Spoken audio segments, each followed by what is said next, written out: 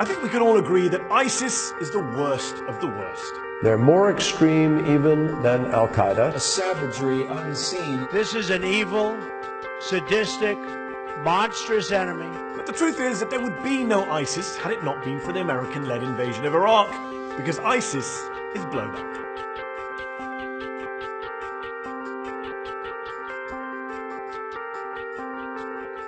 Remember 2003? We won the war in Iraq. A brutal dictator was toppled, Iraqis celebrated in the streets, and George Bush declared mission accomplished. But of course, it wasn't, and in fact that mission led both directly and indirectly to the founding of ISIS in 2013. How so? Well, to start, foreign military occupations breed violent insurgencies. They always have, they always will. Within weeks of the fall of Saddam Hussein, US soldiers had morphed from heroic liberators to brutal occupiers. In Fallujah, which would later become an ISIS stronghold, US troops opened fire on a crowd of peaceful protesters, killing and wounding dozens.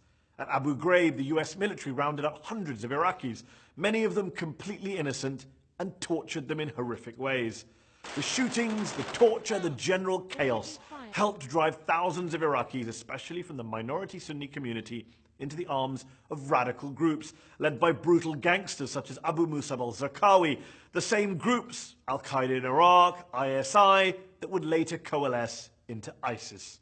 Next, in a criminally stupid and self-defeating move, the US occupying authorities disbanded the Iraqi army overnight, a move that shocked even senior Bush administration officials back in Washington, D.C. This idea to disband the entire army was one that came as quite a surprise to me.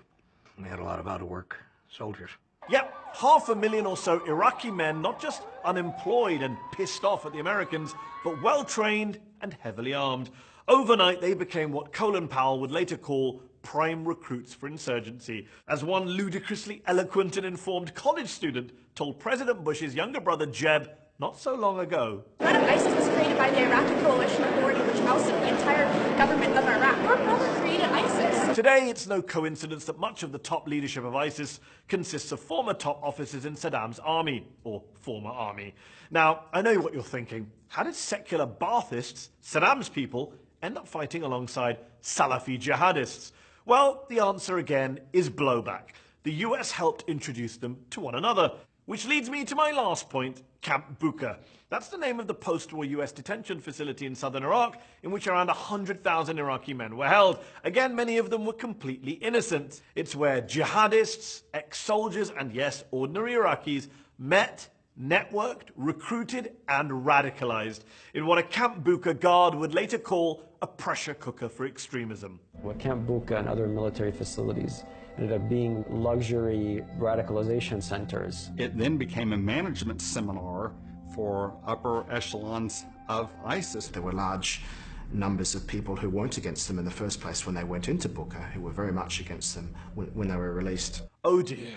One former Bucca detainee was none other than Abu Bakr al-Baghdadi. You might have heard of him. He's the founder of ISIS. Yeah, that guy. According to Iraqi terrorism expert Hisham al-Hashimi, the loathsome Baghdadi got more radicalized while in US detention, where he, quote, absorbed the jihadist ideology and established himself. Thanks, Camp Bucca. To recap, the US built, ran, supervised a recruitment center for the guys who would go on to create ISIS.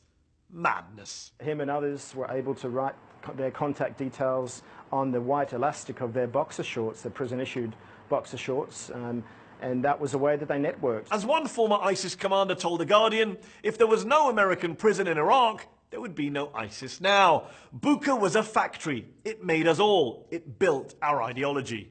Now you might say, of course an ISIS commander is going to blame the Americans for everything. Of course he's going to say that. But it isn't just him. Listen to David Kilcullen, former advisor to both General David Petraeus and Condoleezza Rice, and widely considered to be one of the world's leading experts on counterinsurgency. Biggest strategic screw-up since the invasion of Russia by Hitler in 1941 was the decision to invade Iraq in 2003. There undeniably would be no ISIS if we had not invaded Iraq. Ooh. Listen also to the former President of the United States. ISIL is a direct outgrowth of Al-Qaeda in Iraq that grew out of our invasion, which is an example of unintended consequences. Unintended consequences, aka blowback. But the current president of the United States has his own theory.